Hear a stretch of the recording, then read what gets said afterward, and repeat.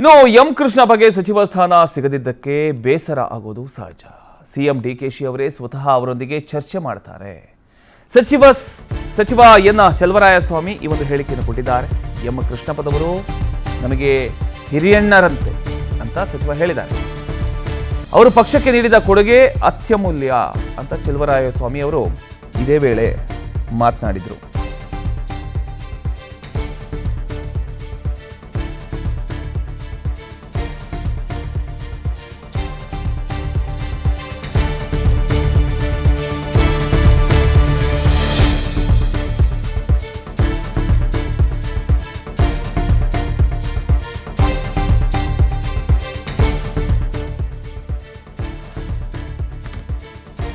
ಈಗ ಚಲುವರಾಯಸ್ವಾಮಿ ಅವರು ಒಂದು ಟ್ವೀಟ್ ಮಾಡೋದ್ರ ಮೂಲಕ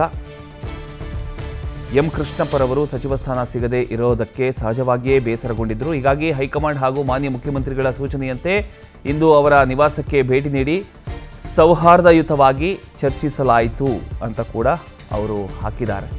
ಕೃಷ್ಣಪ್ಪ ಅವರು ನಮಗೆ ಹಿರಿಯಣ್ಣನಿದ್ದಂತೆ, ಅವರು ಪಕ್ಷಕ್ಕೆ ನೀಡಿರತಕ್ಕಂಥ ಒಂದು ಕೊಡುಗೆ ಅತ್ಯಮೂಲ್ಯವಾಗಿದೆ ಅಂತ ಕೂಡ ಇದೇ ವೇಳೆ ಹೇಳಿದ್ದಾರೆ.